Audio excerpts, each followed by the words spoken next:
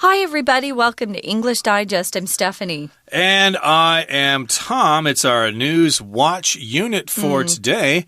It's also our all-English lecture, so we're not going to speak any other languages besides English. You know me, I like to joke about this. Of course, I'm about to say some stuff in other languages. No Spanish today, The last time I was severely punished when they found out I had spoken a little Spanish on the program. I was taken out in the alley and beaten severely with a baseball bat. Ooh. So I've learned my lesson, and I'm not going to do that again. Of course not. They wouldn't beat me with a baseball bat. They're very strict here. Yeah. Yeah, exactly. Next time they said that they're going to hang me up by a telephone wire. Yeah. And I said, okay, I've learned my lesson. Maybe I've also learned my lesson about the school uniform policy. Some companies have a dress code, for example. You need to wear spiffy suits and things like that. I have a dress code. I teach. For this? No, not here, but I teach business clients, and my dress code, the boss says I have to wear, business casual is not enough. I have to wear more business formal clothes, even on Friday, Tom. Wow. I know. Well, we've got it pretty lucky here. I remember my days of being in the classroom. The dress codes were relatively relaxed. I understand if you teach English in Japan, you can't get away with that. You got to dress really nice there. They're good dressers in Japan there. But in any case, sort of related to a dress code is a school uniform policy. Now, here in Taiwan, of course, students pretty much in every school have to wear uniforms above the elementary school level. I think below that they don't have to. Oh, really? My daughter did not have to wear a uniform in elementary school. Oh, okay. Elementary school. No. Oh, right. No Chinese. Yeah. I guess be primary school, elementary. I was just trying to distinguish what the code is. But yeah, we're not supposed to speak any Chinese here. We say elementary school more, but you will hear primary school every once in a while. My first school in my hometown was a primary school. We didn't grades say that. K through 3, and then elementary school was 4 through 6. Junior high was 7 through 9. High school is 10 through 12. It changed later to a middle school and stuff like that. Oh, I didn't know they had primary schools that only had a couple of grades. My elementary school was kindergarten through 6th grade. But you know what, Tom? Yep. There's another news story that we're going to be discussing besides school uniform policies here in Taiwan. And that is that the Vietnamese, those people who live in the country of Vietnam, they're blaming a Taiwanese company for killing fish. Oh, no. Yeah, we're going to learn about that. Let's learn about both of those wonderful news stories right now. Let's read the entire contents of our lesson one time.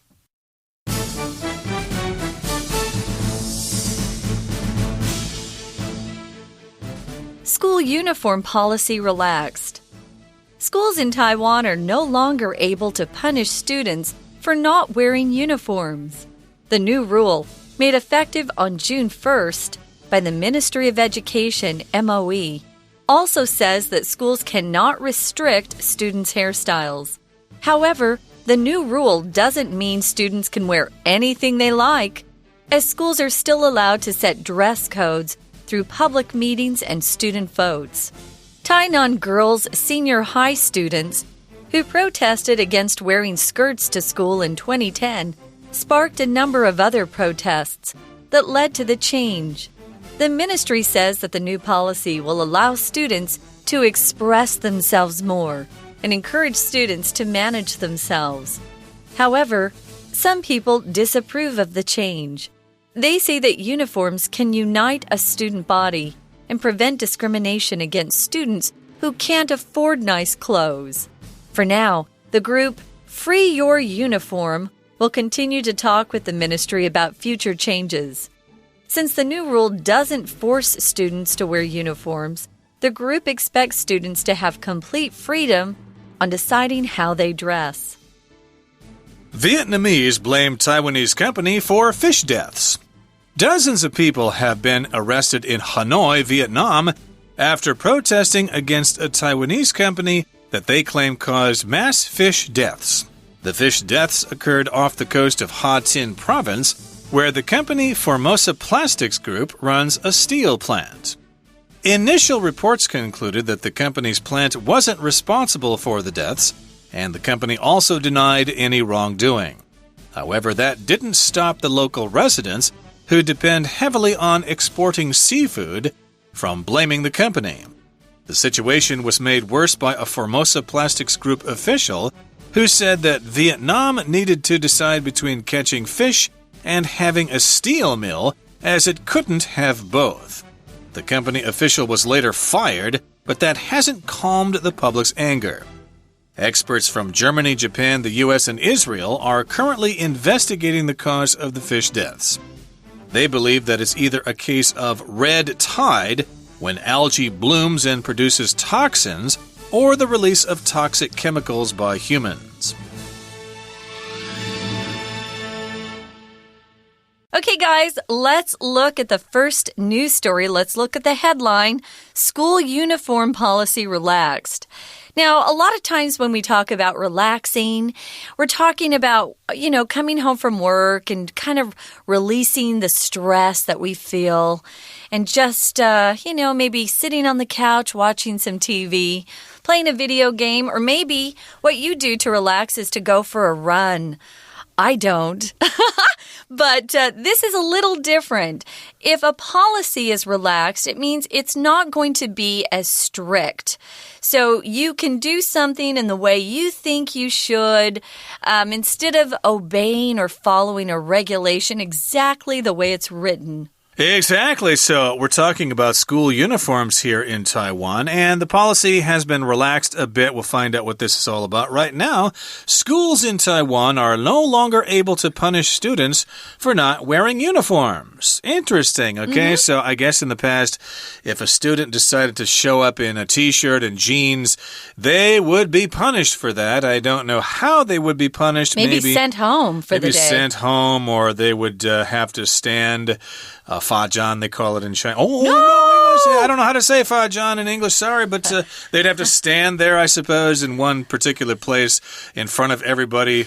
I guess in American classrooms, they make us stand in a corner or something like that. No, you have to go to the principal's office. Yeah, and then they make you sit there, basically, and they give you some kind of lecture on... When we were young, we'd be spanked. The principal could hit us, but not anymore. Yeah, I guess you can't really do that anymore, but yes, indeed, students cannot be punished for not wearing uniforms, and the new rule made effective on June 1st this year by the Ministry of Education, or MOE for short, also says that schools cannot restrict students' hairstyles. So this rule was made effective. Effective means it is now the official rule. Okay, what happened before is no longer valid. Now we have this new rule. It is now effective. It is now in place. Yeah, so it officially starts. We'll also say the new rule went into effect. That's also a way we say that. June 1st. So it became official. That's when it started. And it was passed by the Ministry of Education. It's a department in your government here in Taiwan. They're over or responsible for education in Taiwan. MOE is the acronym that they use. They also say that schools cannot restrict students' hairstyles. If you restrict something, you limit it. But Tom, I thought that was changed a long time ago. When I was here many years ago, girls had to cut their hair short. Yep. And then when I returned to Taiwan about 11 years ago, I noticed that girls who were still in school had long hair. Woohoo! Yeah, so I guess you can wear your hair any way you want to. Maybe now you can dye it purple and blue. Yeah, I don't know how far they can go with that. Are the boys going to shave their heads bald or something? Or grow their hair long. Or get a mohawk haircut or something. I don't know. Or a punk haircut. Yeah. Stuff like that. But yeah, they can't restrict those hairstyles either. However, the newer rule doesn't mean students can wear anything they like, as schools are still allowed to set dress codes through public meetings and student votes. So this is where it gets kind of confusing for me. They're not supposed to punish students or they can't punish them if they don't wear a uniform, but they can still have uniforms anyway. They're still required to wear uniforms. I don't think the MOE was very clear in this because it's still vague, which means it's unclear. It'll have to be decided in the courts or something like that. We did talk about the term dress code at the beginning of the show, but again, those are just rules that a company or a school has on what you can wear to work or school. Yeah. Maybe they say, okay, you can't wear T-shirts and shorts. You can wear a dress shirt, dress pants. You can't wear, anything that will disrupt the class. For example, in America, in my junior high, you couldn't wear T-shirts with words on them because that usually, was an opportunity to put swear words on your T-shirt or band names. You can even wear shirts that had band names. So they have to get pretty strict sometimes because kids don't have good judgment sometimes when they're young. So it's going to be interesting to see what happens. Now, in the next paragraph, Tainan has a girls' senior high that started this all off. We could say kicked this all off. They started protesting against wearing skirts to their school back in 2010. Yeah, I wouldn't want to wear a skirt every day to school either, I'll be honest. If you protest, you get out there in public and you let people know you don't like something. Maybe it's a rule, maybe it's a new law. So you let people know that you disagree with it publicly. Yeah, maybe the referee made a bad call during a game. You could say, I protest. That's the wrong call. So they protested against wearing those skirts way back in 2010. This sparked or began other protests that led to the change. Here, spark is being used as a verb that just means to start a fire, basically. Yeah. And the ministry says that the new policy will allow students to express themselves more and encourage students to manage themselves. So yes, now they can express themselves more, wear different kinds of clothes, although maybe they can't wear T-shirts with weird phrases on them and stuff like that. And they'll also be encouraged to manage themselves. You have to decide what to wear in the morning. And if you wear a uniform, you don't have to worry about that. You just put the thing on and go. Yeah, I kind of think wearing uniforms is easy. Yeah. You don't have to think about it. You don't have to constantly worry if you have clothes that are in style, That's a lot of pressure, especially for high school kids. So some people are disapproving of the change by the MOE. If you disapprove of something, you don't like it, you disagree with it, maybe you think somebody's ideas are bad or wrong if you disapprove. They say that uniforms can unite a student body. A student body here means all of the kids who attend a school. They're referred to as the student body or a student body. If you unite, you come together, you feel like you're on one team. There's a lot of good team spirit if you feel united, which is a nice thing. And uniforms were also able to prevent discrimination against students who sometimes can't afford to buy nice clothes. So I think it's kind of a shame that they passed this because school uniforms actually solved a lot of problems that they're now going to experience. Yeah, I can't help but mentioning this, but when I see groups from Japan who come to Taiwan, students, they have really sharp-looking school uniforms, okay? I think the Japanese do that quite well. But in any case, let's move on to the next paragraph here. It says, for now, the group Free Your Uniform will continue to talk with the ministry about future changes. So this is some kind of group that is promoting this no uniform policy, I guess. And since the new rule doesn't force students to wear uniforms, the group expects students to have complete freedom on deciding how they dress. So again, they don't have to wear uniforms. They'll have freedom. But on the other hand, schools do have dress codes. So I don't quite understand how they're going to decide this particular question. I know. I think it's going to be a little complicated. Well, guys, we're not going to take a break and listen to our Chinese teacher. We're just going to take a quick break. But stay tuned. We'll be right back with some more All English lecture.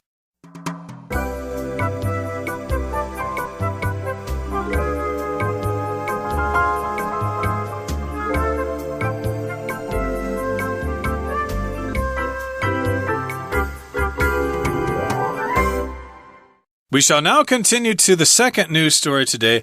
Vietnamese or Vietnamese people blame Taiwanese company for fish deaths.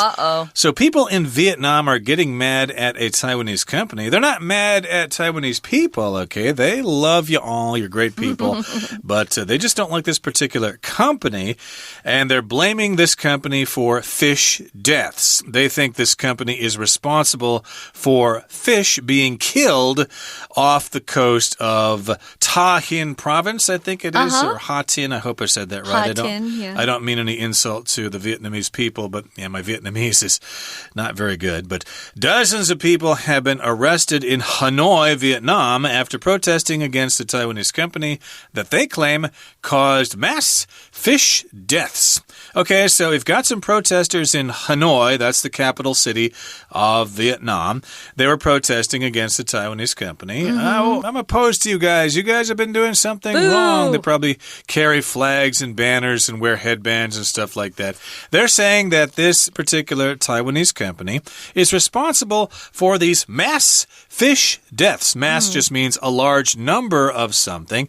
And the fish deaths occurred off the coast of Ha Tin province, where the company Formosa Plastics Group runs a steel plant. Maybe you've heard of Formosa Plastics Group. It's a big company, of course. They've got offices and factories here in Taiwan as well. And they've got an office and a factory, maybe several factories, in Vietnam. And they run a steel plant there where they process steel. They melt the steel, the iron or whatever, and they forge steel.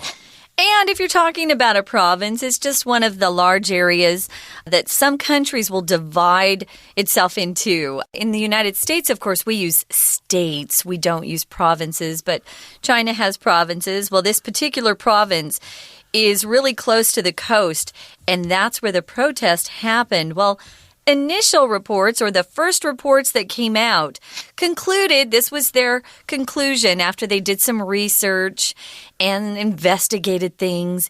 They summarized what they thought. This was what their opinion was. Their opinion was that the company's plant wasn't responsible, so that the Taiwanese company actually wasn't responsible for the deaths of all those fishes, or that mass fish death, you could say. They also said at the time, the company did, they denied any wrongdoing. You'll often see this phrase when someone is blamed for something or for doing something wrong. They'll say, I deny any wrongdoing. We typically don't use wrongdoing unless we're talking about an official report in a newspaper or crime. We don't use that in our common everyday language. For example, a little boy who broke his mom's favorite cup wouldn't say, I deny any wrongdoing, Mom. This is something we only use in written reports. Exactly. So, yes, the company denied that they did something wrong. We didn't do it. It's not us. Don't blame us, okay? The reports say that we aren't responsible. So, yeah, stop this protesting and get back to work. However, that didn't stop the local residents who depend heavily on exporting seafood from blaming the company. Yeah. So, these people are feeling it directly.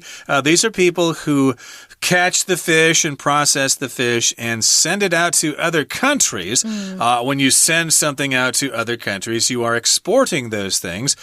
Taiwan, of course, exports lots of stuff to other countries, computer parts and stuff like that, chips and all that stuff is exported to other countries. And they depend on this exporting, so they think, no, we see this directly. There used to be lots of fish before this company showed up. Now there aren't so many fish. They are to blame. Yeah, that was kind of the people, the residents there, their conclusion. If you're a resident, guys, it just means you live somewhere. You do not have to be a citizen of that country. Tom and I are residents of Taiwan, but they just, were protesting based on what they'd seen.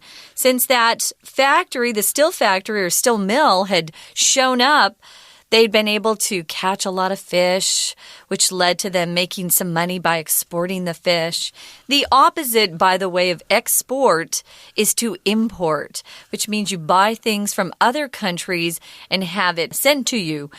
It's very hard to import things in Taiwan sometimes. For me, trying to buy goods from America, sometimes your government won't let me import things. Oh, well, no. We're going to see what happens here. Now, remember, the Formosa Plastics Group, they're the ones who are being blamed for killing the fish. You always use for. If you blame someone and say they're the ones who did something wrong, you blame them for something. There was an official who kind of had a big mouth, or I would say he put his foot in his mouth by coming out and publicly saying that Vietnam needed to decide between catching fish and having a steel mill. Oh, no. Which, for me, it looks like, Tom, he just confessed that they were the ones who killed the fish. He's saying, hey, if you want a steel mill, you're not going to be able to catch fish because a steel mill will kill them.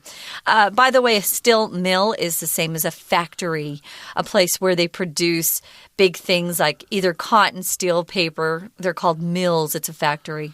Absolutely. Also, this reminds me of a place where you can grain into flour. That's a flour mill, but a steel mill is like a factory, like a cotton mill or a cloth mill. In this case, a steel mill. And yeah, what a thing to say. He basically said, hey, you guys got to decide between catching fish and having a steel mill. We often use this particular pattern when we talk about choices. You need to decide between A and B.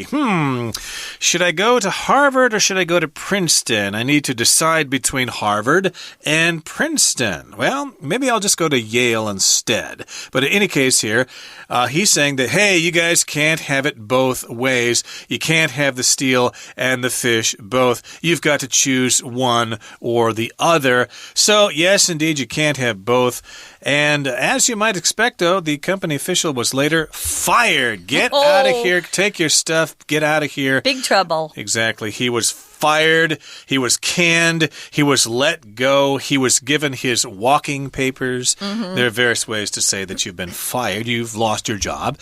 But that hasn't calmed the public's anger. So they said, yeah, this guy shouldn't have said that. It's a very insensitive thing for him to have said. We've fired him, but still the good people of Vietnam are still angry. Yeah, you fired that guy, but that still doesn't mean that you guys aren't guilty. Well, so because of the Vietnamese are upset and the Taiwanese feel like it's not their fault, they've kind of had to turn to other countries, neutral countries, you could say, to come in and do some investigating. You see whose fault it really is. So there have been experts from Germany, Japan, the U.S., and Israel, oddly enough. They're currently investigating the cause of the fish deaths. So we've got 1, 2, 3, 4 more countries who have become involved in this debate. And they're currently doing some investigation work, you could say, to see ultimately what did cause the death of all those fish. It's going to be interesting to see what they come out with. Now, remember, they've already done some initial investigation because the reports earlier concluded that Formosa Plastics Group was innocent, or at least they didn't cause the deaths. But now they're looking at it once again because they just don't seem to be able to calm the Vietnamese people in that province down who are very angry. We also don't really know who made the initial reports. Were they people from this particular company, or were they people who were biased in some way? Hopefully, this group of investigators is neutral in this. All these experts from Germany, Japan, the U.S., and Israel. Neutral meaning you don't have an opinion. You aren't siding with someone. You know, you can be objective and be fair. Yes, perhaps the initial reports were subjective and the new investigations will be more objective. Okay, well, they are checking into the cause of the fish deaths, and they've come up with some possible answers here. They believe that it's either a case of red tide, when algae blooms and produces toxins, or the release of toxic chemicals by humans. Now, notice in the sentence we have the either or pattern. It's either A or B. So they believe it's either a case of red tide or the release of toxic chemicals by people. So, yeah, they think it's one or the other. It might be this red tide thing. Yeah. Tide is when the water comes in from the ocean. It gets high and you got high tide and low tide. This is red tide. What's that? Well, it refers to algae here, which is some kind of small plant group that includes seaweed and stuff like that. And it blooms, okay? Bloom usually means it produces flowers. Yeah. In this particular case, it probably means the algae is growing and it produces toxins, which are poisonous things, and that perhaps is killing the fish. Or they think the other choice is that, yes, indeed, some people are releasing those poisonous or toxic chemicals into the water. We'll often use toxin, which is a countable word, to talk about something that's poisonous, as Tom said, but one that's especially produced by bacteria, so live things that grow, right? And causes a particular disease. So this algae is alive, it's blooming, it's growing, it's producing toxins, poisonous substances, and the release of those toxic toxins, I don't need, I just, yes, isn't that kind of redundant? Yeah, redundant, saying the same thing twice. If you produce those toxins, it's killing the fish. Or, here's the flip side, if it's not nature, which is causing the red tide, it may be, of course, the Formosa Plastics Group. They may be releasing toxic chemicals and killing those fish. So when we talk about the either or, it might be the red tide, which is nature's at work there. Sometimes we can't control nature, or it could be, of course, humans, and that would point blame or put the blame back on the Formosa Plastics Group. I can't wait to see what these countries who are now currently investigating this, what they report, what they conclude. Well, I hope they don't underestimate the knowledge of those fishermen, because they've been doing this probably generation after generation, and they probably know very well what red tide is. They've seen all this stuff before, so they're still protesting, so I suspect that probably not. It's probably not a case of red tide. Yeah. I think fishermen are a lot smarter than we give them credit for, so they probably know what's going on here directly, and they're probably right, I would guess myself, and at the risk of getting punished again, but I would guess that indeed it's probably this company poisoning the water there. No offense to Taiwan's industry or anything, but some companies have a bad track record, especially when it comes to, cooking oil and stuff like that. Sometimes these companies try to get away with stuff because they think the regular people are too stupid to know the difference. Well, it's unfortunate. We all need steel for our buildings, right? So they do need their steel mill. But in order to produce steel, oftentimes they have to build these mills close to water. And so, of course, some of those chemicals they use to produce the steel leak out somehow and get into the water stream. And hopefully, forget the blame, forget the, all that's going wrong. Hopefully they can correct the problem. Yeah. And the fish can come back, and the fishermen are able to continue making a living, because that's very important. It is very important, and lots of us do dearly love seafood, and we certainly wish the good fishermen of Vietnam can continue to make a living by exporting seafood all over the world. Okay, that brings us to the end of our lesson for today. It's been a pleasure having you with us. Please make sure you join us again next time. From all of us here at English Digest, I'm Tom. I'm Stephanie. Goodbye. Bye.